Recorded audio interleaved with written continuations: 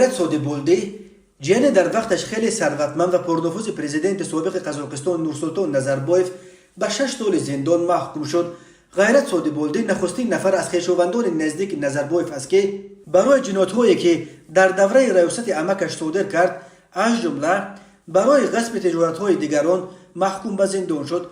گفته می شود غیرت سودبولدی در جریان تفتیشات به همکاری با مقامات راضی شده است و بر اساس توافق با تفتیشات چنین حکم صادر گرفته است.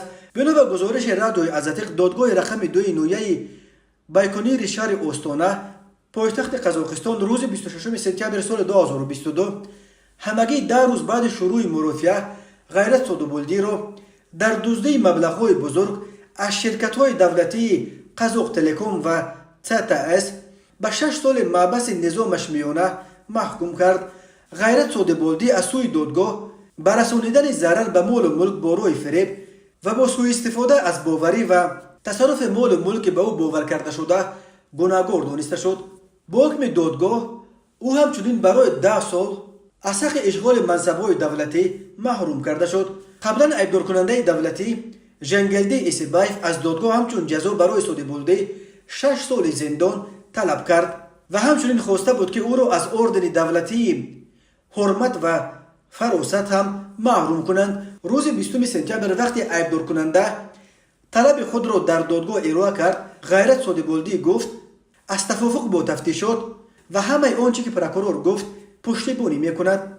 دادگاه رقم 2 نویه بایکنیر پایتخت قزاقستان روز 16 سپتامبر سال 2022 به بررسی پرونده غیرت سودبولدی، جن در وقتش خیلی ثروتمند و پرنفوذ پرزیدنت سابق این کشور نورسلطان نظربایف شروع کرده بود. خدمات مبارزه با کروپسیون قزاقستان روز 24 آگوست با انجام تفتیش پرونده جن نظربایف خبر داده بود که در جریان تفتیشات ایبدار شوندگان به دولت مبلغ‌های غیر قانونی تصرف کردهشان در حجم بیش از 240 میلیارد تنگه یا بیش از 500 میلیون دلار رو برگردانیدند.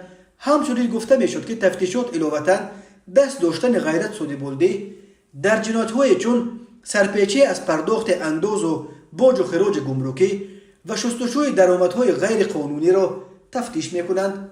غیرت سودبولدی در دوره پرزیدنتی عمکش نورسلطان نظربایف به قطار بایترین ساکنان قزاقستان طبق فرضیه مجله فورس قزاقستان شامل میشد. او ماه مرد بازداشت شد و اینک نیم سال باز در پس پنجره قرار دارد.